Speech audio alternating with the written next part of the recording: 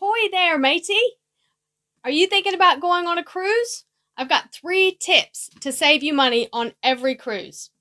My name is Jill Starley-Grainger. I'm a travel journalist. You can see my work in newsstand publications. I'm occasionally on TV, primarily BBC, Sky News, that sort of thing.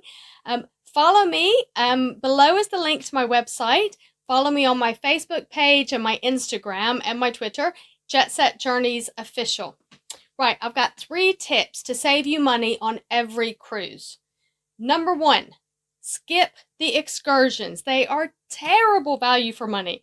Every single person in the industry will tell you the excursions are generally really poor quality and they are massively inflated in price. So let's say you get to a port or you get to a city and you want to take their little kind of coach tour. You're going to wait ages for everybody to get on the coach. There's loads of waiting around time. Then they're going to take you to some really massively touristy attraction. Then they're going to take you to some terribly touristy restaurant where the prices are going to be inflated. The food's going to be really bad quality because they don't care about repeat business. Every cruise passenger who comes is going to be a new one. And you're going to pay 2 to 3 times the price that you would if you arranged the excursions yourself. So this is really easy to do. Just have a look online. There are loads of forums. One of my favorite websites is cruisecritic.co.uk, and I got a lot of these tips from them. So if you go onto their website, they will show you where the forums are, where you can try to connect up with other people going on the cruise, or you can just arrange your own private excursions in advance that will be just as good, if not better, and will cost you the same or less money. So the same if it's private, but it's probably going to be much better quality. Or if it's a similar type of thing where you want to go on one of those big bus tours where everybody piles you in, you can typically find those for much less money if you arrange it yourself. And in a lot of destinations, all you really need is a guidebook and occasionally a taxi driver to take you to the middle of town. So just hail a cab, turn up with your guidebook, and you can do your own tour for much less money. Right. Number 2, and this one gets a lot of people. Always take cash on board. People think, oh, I'm going on a cruise. I don't need any money. I've paid for everything. Well, you haven't paid for everything. Maybe you need sun cream on board. Maybe you need, I don't know, to tip somebody, and tipping is common. Even if you've got your tipping included, you're probably going to want to give a few tips to people, particularly at the beginning of the cruise, to ensure you get better service. But for whatever reason, you're going to need money. When you get to the destination, you're going to need money. So when you get off at the ports, you might need money to pay a taxi. For those of us who live in a credit card world, like me, I almost never carry cash anywhere, so I just forget about money. But the reality is, there are plenty of times on a cruise and at the destinations where you cannot use credit cards, or if you want to use a credit card, it's going to be massively inflated in price. There'll be a huge fee just for a very small transaction. Now, most cruises, you think, well, they have ATMs on board. You know, there's a hole in the wall. I can get money out.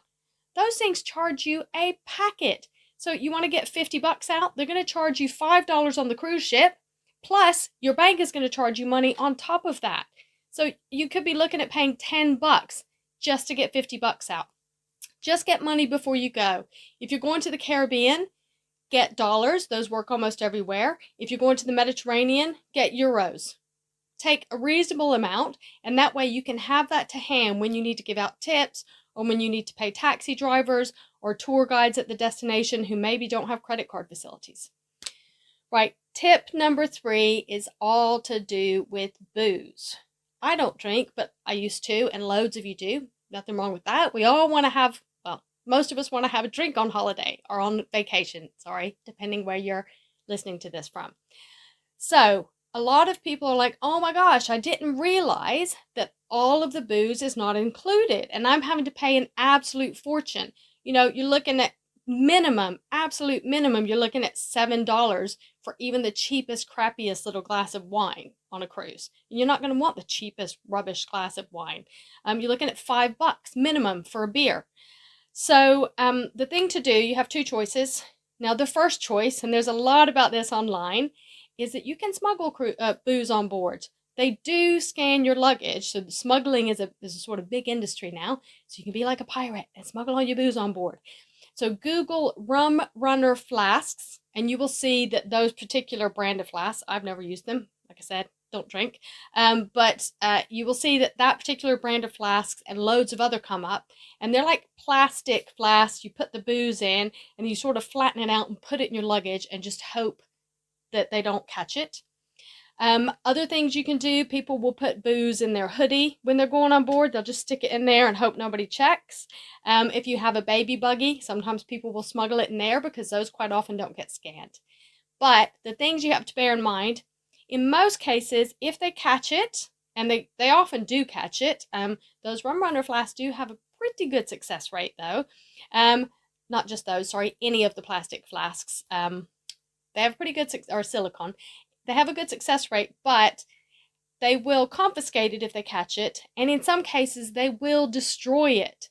So you have to think, am I willing to risk spending, 50 or 100 pounds or $100 on enough booze to get me through the week? And there's a risk that they will find it all and just actually throw it away. And so lots of cruise lines have added this to their terms and conditions to say they can do that. So I would encourage you to check the T's and C's and ask yourself if you're willing to take that risk. I probably would be willing to risk some of it personally, but the better thing to do is just accept the fact that unless you are going on a super luxury cruise, alcohol is not included. So factor in the cost before you even book a cruise. Look at the cost of all the different booze packages, or drinks packages they call them, that the different cruise lines offer. So don't just look at the base price of the cruise, because those drinks packages can vary wildly in price. They can also vary quite significantly on what they include. So you might get a drinks package that just includes bargain basement brands. And if you're a little bit snobby, which I have to admit I am when it comes to my drinks, when I did drink booze with my coffee, etc., I kind of like it nice. You might not be happy with that. So maybe you want to go for the cruise line that has the more affordable top-end drinks package.